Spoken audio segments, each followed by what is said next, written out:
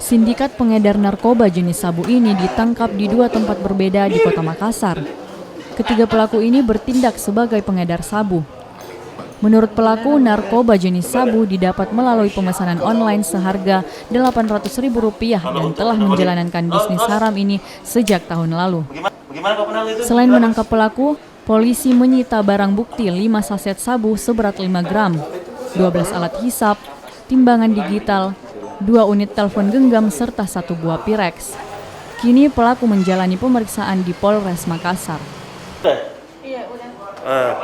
Sudah ada hasilnya yang menurut pengakuan yang bersangkutan bahwa itu akan diedarkan di lingkungan sekitar.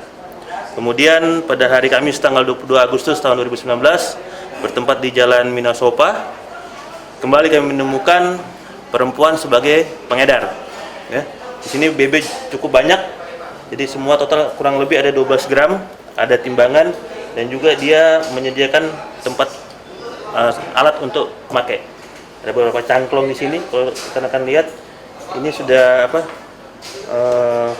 jarang ditemukan di Makassar. Ini ada bersumber mungkin dari jual beli online.